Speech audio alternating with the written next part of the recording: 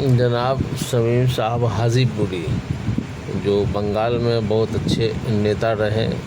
धर्मतल्ला मैदान में उन्होंने अपना लाइफ को स्ट्रगल करते हुए ज्योति बसु जी के साथ करीब 10 साल स्ट्रगल किए वो वहाँ बंगाल में। उसके बाद ये बिहार चले आए, क्योंकि उनका अपना बिहार में खुद का घर था, आवाई वतन थी। उर्दू जबान उनका बहुत अच्छा था, उर्दू जर्नलिस्ट भी थे, वो उर्दू अखबार में लिखा भी करते थे।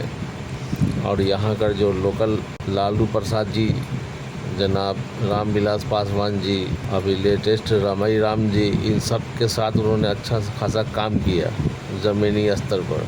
और फिर बहुत ही अच्छा नेता भी थे और जर्नलिस्ट भी थे।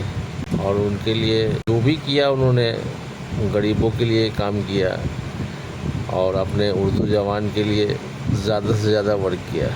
जनाब रामविलास पासवान जी जब स्ट्रगल कर रहे थे तो मैंने उनको ज़मीन स्तर से उनको काम करते हुए देखा। उनके साथ हर जगह जाना, उनका प्रचार करना, उनके समर्थन में एक से एक उन्होंने जलसा किया, एक से एक मीटिंग की। और उस समय श्री रामविलास पासवान जी को रेल मिनिस्टर बनाया गया। उस समय उनको रेल मिनिस्टर की पोस्ट हासिल हुआ रामविलास जी को। तो उसमें बहुत अच्छा योगदान रहा शमीम साहब का। और उनके दोस्त और लोग भी थे, लेकिन सबसे ज़्यादा इन्होंने मेहनत किया उनके लिए और एक अच्छा जनता दल पार्टी बना। जब श्री पासवान जी जीत के आए और उनको सम्मान किया गया हाजीपुर, तो वो हाथी पे चढ़ के आए थे।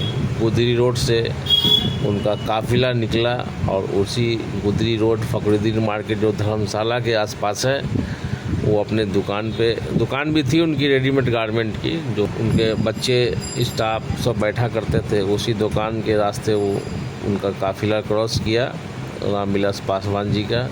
हाथी पे सवार थे वो, फिर शमीम साहब को लेकर के हाथी पर फिर वो आगे की तरफ बढ़ गए।